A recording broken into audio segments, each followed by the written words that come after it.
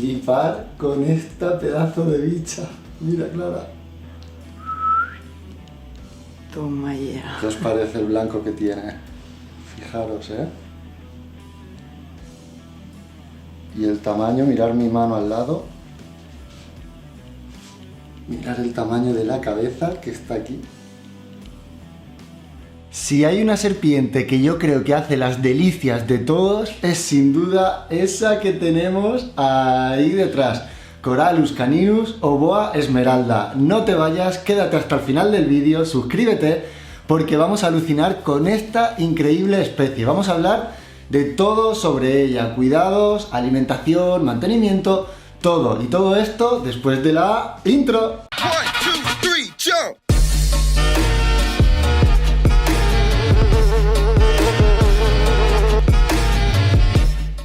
Como os decía cuando empezaba el vídeo, si hay una serpiente bonita y que prácticamente para la totalidad de los aficionados destaque por encima de las demás, sobre todo por su belleza, esa es sin duda la boa esmeralda, Corallus caninus. Ese verde intenso, las manchas blancas, el amarillento de abajo, el tamaño que alcanzan, lo difíciles que son de cuidar, todo esto hace que sean súper deseadas por todos. Pero ahora lo que vamos a hacer es ir al meollo de la cuestión y vamos a empezar a tocar diferentes temas que son necesarios para su correcto cuidado y mantenimiento. ¿Por dónde vamos a empezar? Pues por su apariencia. Como veis en pantalla tiene un verde precioso que le da su nombre común, boa esmeralda. Y sobre este verde podemos encontrar más o menos franjas de color blanco, a veces bordeadas con escamas negruzcas, a veces negras del todo y a veces poco a poco se van sombreando, sobre todo a medida que el ejemplar se va haciendo más y más mayor. La cantidad de blanco va a variar de un individuo a otro, de la misma manera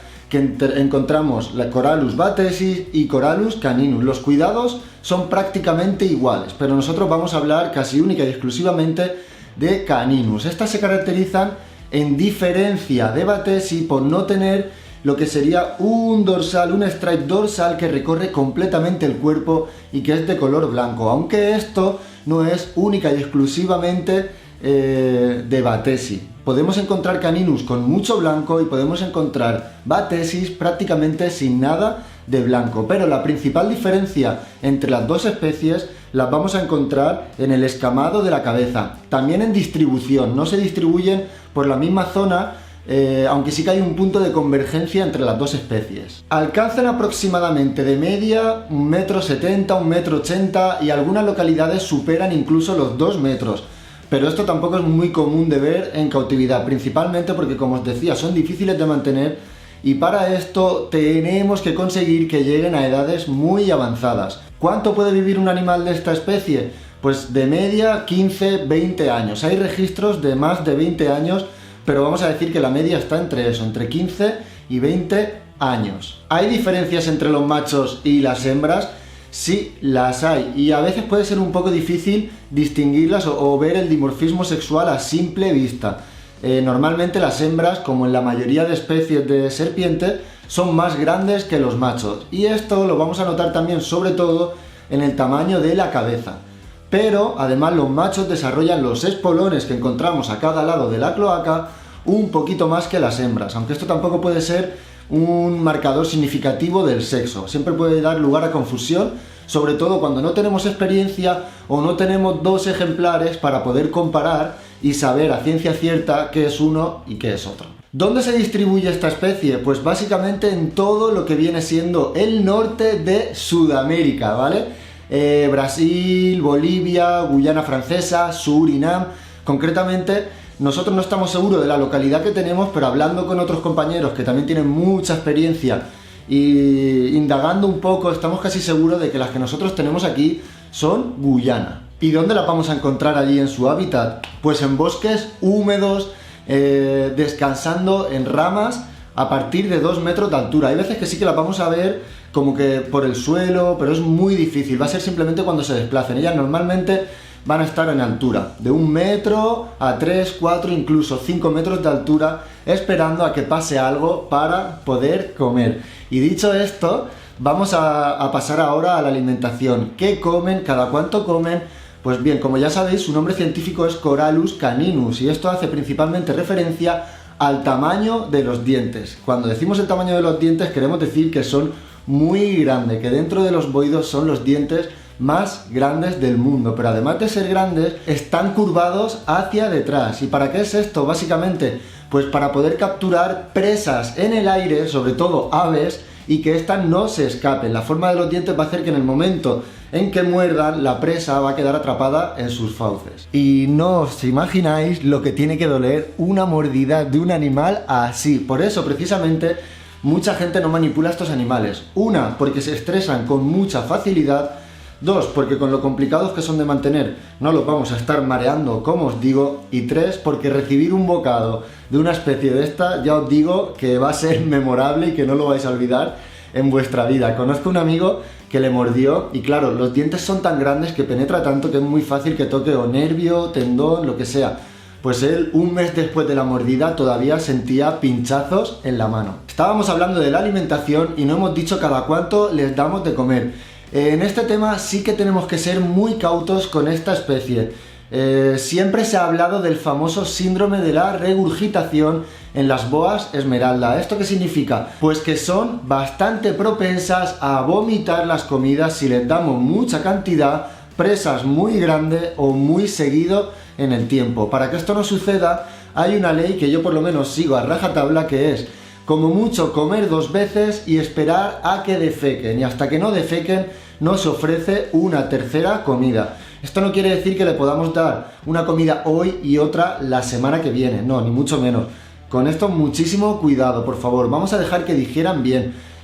Suelen ser susceptibles también a problemas de prolapso si no respetamos todo esto. Yo personalmente lo que hago es alimentarlas aproximadamente cada 3 semanas. No soy un reloj, ni mucho menos. Hay veces que es cada 2, hay veces que es cada 3 y hay veces que es incluso cada 4 semanas. Y como veis en pantalla, los animales no están flacos, no han parado de comer, salvo la hembra cuando llegó, que ya llevan con nosotros más de un año. Cuando llegó sí que es verdad que se puso enferma, vino parasitada y pegó un bajón impresionante que pensaba que la perdíamos.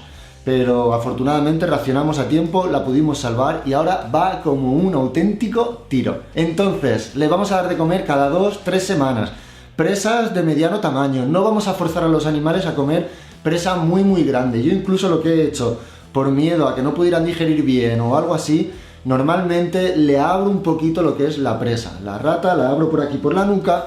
De esta manera vamos a facilitar la digestión, vamos a evitar que se fermente y se hinche también la rata, y además, al estar abierta, ese olor que va a desprender todavía más a carne fresca es como que muchas veces les incentiva y les motiva a capturar a la presa. Esto es un consejito que podéis tener en cuenta si alguna vez a vuestros animales les cuesta comer. Dicho esto, ¿qué le ofrecemos nosotros? Pues básicamente vamos variando entre ratón, rata y pollito. Y en esta especie sí que me gusta ofrecer pollito de manera más asidua. Básicamente 2 comidas de rata porque nutren más y una comida de pollito. Y así más o menos es como lo suelo hacer yo.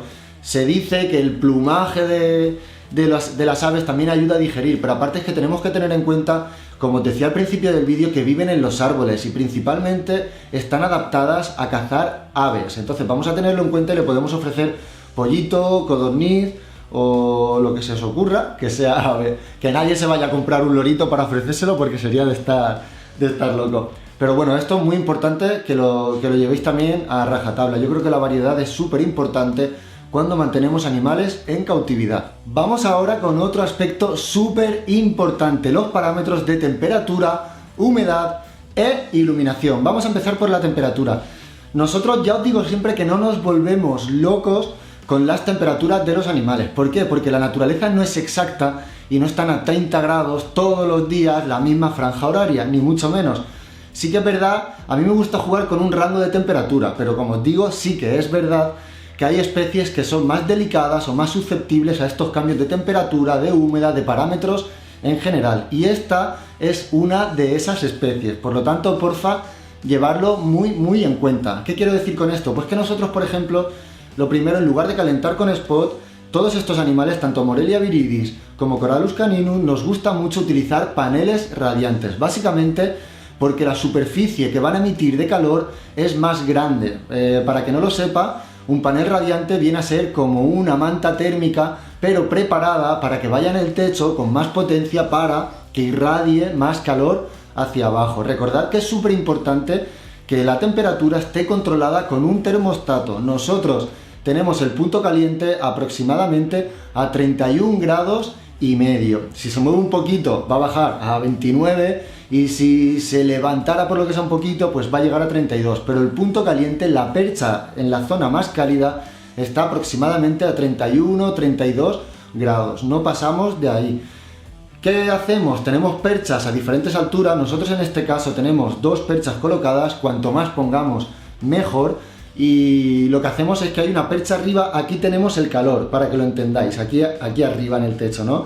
Pues tenemos una percha más alta, que ella si quiere se puede poner en este lado debajo del calor, o se puede salir del calor, porque aquí arriba no hay nada, a una zona un poquito más fría, donde se queda aproximadamente a 28 grados. Luego tenemos una percha inferior, y en el punto más frío no baja de 26 grados aproximadamente. Nosotros las mantenemos en un terrario de 60 por 60 por 60. Respecto a la humedad, vamos a escuchar cosas muy dispares, y aquí ya me meto tanto en Morelia viridis como en Boa esmeralda. ¿Y por qué digo esto? Porque hay gente que las mantiene prácticamente con una servilleta debajo, el cuenco de agua, y ni siquiera pulverizan. A mí personalmente eso me va fatal y los animales mudan fatal, noto que se estresan y no me gusta y siento que no les gusta a ellos. Entonces nosotros tenemos una capa de sustrato que facilita que haya una humedad relativa constante y más alta que si tuviéramos solo papel. Tenemos las plantas que también ayudan a tener una humedad elevada y vamos pulverizando aproximadamente cada 2 días. Ahora, por ejemplo, que están en proceso de muda, cuando vemos que están en este momento, desde que lo percibimos hasta que acaba y llevan a cabo todo el proceso, toda la ecdisis y se sacan toda su piel vieja, vamos a estar pulverizando diariamente, sin volvernos locos, pero diariamente. De esta manera yo no he tenido un problema nunca. Una vez se le quedó que se le rompió un trozo, pero no porque los parámetros no estuvieran bien, sino porque por la manera como se quitan la piel hay veces que la pueden llegar a romper. Entonces se le rompió y se le quedó una pequeña franja en el lomo de la espalda. Yo, si pasa esto, no estreso al animal para quitarle ese trozo. Sí que lo haría si le quedara en los ojos, si le quedara en la cloaca, en la cabeza, en zonas importantes y que sí que puede acarrear algún problema más gordo. Si no lo quitamos, como os digo, que ha quedado un trozo en el cuerpo, lo único que yo hago es tener más cuidado en la siguiente muda. Y si lo hacemos bien, la sacará toda completamente entera. Todavía no había dicho qué valores utilizamos. Aproximadamente la humedad mínima está en torno al 60% por las noches, porque cuando pulverizamos lo hacemos por la noche, simulando lo que pasaría en la naturaleza, a no ser que llueva. Normalmente los valores de humedad se disparan cuando cae la noche, y esto es muy importante que lo tengamos aquí, ¿vale? Entonces, humedad relativa en torno a 60-70%, y cuando está en muda, cuando pulverizamos, sí que es verdad que se sube aproximadamente a un 90-100 temporalmente, durante 12 a 24 horas aproximadamente. Con los animales que requieren mucha humedad tenemos que tener cuidado de no hacer una sauna en el terrario. Esto es contraproducente y esto es algo de lo que peca mucha gente. Aunque necesiten mucha humedad, es interesante que tengan mucha humedad, que se descongestione todo el terrario y luego volver a pulverizar, no que estén constantemente en parámetros muy altos de humedad, básicamente porque en la naturaleza tienen mucho espacio y el ambiente no se va a viciar de la misma manera que lo haría en un terrario, como veis justo aquí. Luego, respecto a la iluminación, tenemos que tener en cuenta que estos animales viven en el ecuador del planeta prácticamente. ¿Qué quiere decir esto? Pues que el fotoperiodo va a ser bastante constante. Nosotros lo tenemos 12 horas de día, 12 horas de noche. Y ahora, para jugar con la reproducción, que hablaremos ahora después, lo que hacemos es que prácticamente ahora, sobre esta fecha, ya de cara a octubre, vamos a empezar a bajar el tiempo de día y lo vamos a reducir aproximadamente a 10 horas y media. Esto lo volveremos a la normalidad a las 12 horas, junto con más humedad, ¿vale? Y también subiremos 1 grado la temperatura aproximadamente sobre enero, febrero. De esta manera lo que vamos a hacer es intentar además sincronizar los ciclos reproductivos tanto del macho como de la hembra para que cuando las juntemos tengamos éxito. Y otro aspecto súper importante es la típica pregunta con serpientes. ¿Necesitan UVB o no necesitan UVB. Nosotros ahora mismo, a raíz de venir aquí, no tenemos puesta con ellas UVB, pero sí que se lo vamos a poner. Hay mucha gente que dice que no pasa nada, que no es recomendable, pero estos animales, por los hábitos que tienen, sí que se exponen varias veces al sol cuando se están desplazando entre el dosel arbóreo o entre el follaje de toda la vegetación que allí hay. Sí que les puede dar los rayos del sol, y aunque se supone que las serpientes sintetizan el D3 y el calcio y todo esto, su metabolismo trabaja de manera diferente.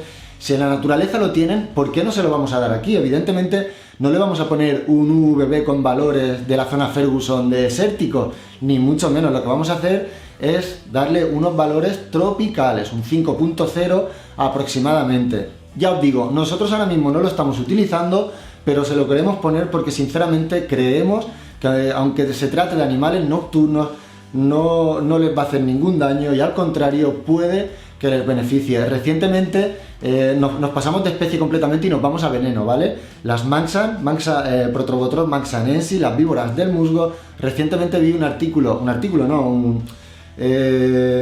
una publicación que hizo Tom Cranfield, el cual había pasado sus animales y los había puesto con luz directa del sol, y decía que había visto un cambio brutal en su aspecto, en el brillo que tienen los animales, en el comportamiento, y decía que básicamente que se queda con esto, con el sol directo. No hay nada que lo pueda simular, y aunque se diga que no lo necesitan, sí que es verdad que algún beneficio tienen que tener. En cuanto a la reproducción, esta especie es sexualmente madura aproximadamente a partir de los 3 años los machos y un añito o 2 más las hembras. Nosotros vamos a intentar reproducirlas la temporada que viene. Ya vemos que están más o menos en peso. Venían adultas, estas vienen de origen. No ha sido complicado, salvo el fastidio ese que tuvimos con la hembra que os he contado antes, y la verdad es que teníamos nuestras dudas con cómo se iban a aclimatar, pero ya os digo, llevan 1 año y pico, están súper bien.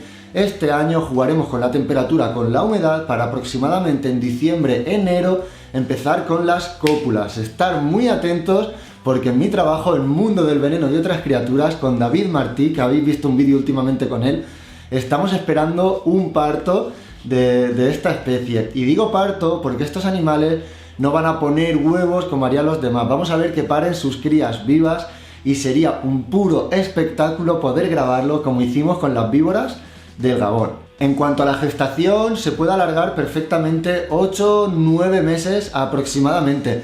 Esto es muy relativo. Hay registros de gestaciones cortas, entre comillas, de aproximadamente 6-7 meses, pero también hay registros de 9 o 10 meses. También tenemos que tener en cuenta, cuando contamos esto, no el momento de la cópula en sí misma, sino cuando ovula y fertiliza.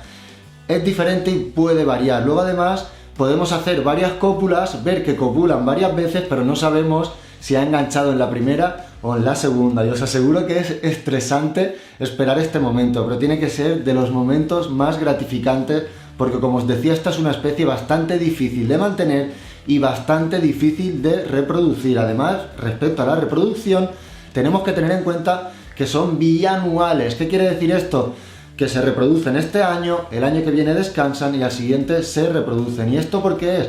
Porque al ser animales que comen tan poco, necesitan más tiempo para recuperar el peso adecuado para llevar a cabo una reproducción óptima. Vamos ahora con otra especie que se parece mucho y que puede dar lugar a confusión, y se trata de la Morelia viridis. Ya sabéis que la Morelia viridis es un apitón, mientras que Corallus caninus o Corallus batesi es una boa. La distribución es diferente, el método de reproducción es diferente, y sobre todo la apariencia, aunque en términos generales es muy similar, si nos fijamos en la cabeza, en las fosetas termorreceptoras, también van a diferir ligeramente, pero sí que tenemos aquí un claro ejemplo de evolución convergente. ¿Qué quiere decir esto? Pues que son animales que se encuentran en sitios totalmente o en lugares totalmente apartados, pero que se han visto sometidos a presiones ambientales muy similares, y esto ha hecho que desarrollen características fisiológicas súper parecidas. Por eso vemos tanta similitud entre las boas esmeralda y la pitón arborícola verde. Las dos con un verde intenso súper bonito. Las dos descansan en esa forma tan peculiar que a ambas caracteriza. Las dos tienen dientes de considerable tamaño, pero en términos generales Las boas esmeraldas tienen la cabeza ligeramente más grande y el patrón de color también difiere un poco. Como os decía, va a ser todo el cuerpo verde con franjas blancas, franjas entre comillas, ¿vale? O pequeños rombos que se unen de un lado y de otro, de manchas blancas a lo largo de todo el cuerpo. Mientras que las Morelia viridis se suele caracterizar más que por tener estas franjas, por tener manchas. En función de la localidad van a ser más azules, más amarillas, blancas, con una forma o con otra. Incluso cambia el tamaño del animal en función de la localidad y también se habla de algunas localidades, como puede ser Biak, que suelen tener más carácter que otras. Perdonad que uno de los gárgolas ha pegado por ahí un salto y me ha asustado yo. Así que nada, habéis visto diferentes imágenes durante el vídeo que tenía grabadas anteriormente y simplemente espero que os haya gustado, que hayáis aprendido. Suscribiros, dadle al like y cualquier duda que tengáis respecto a esta especie o a cualquier otra de las que mantenemos, ya sabéis que solo tenéis que dejarlo aquí abajo en los comentarios y lo antes posible lo responderemos. Mil gracias por haberos quedado hasta aquí y nos vemos en la próxima, bicheros y bicheras. ¡Hasta luego!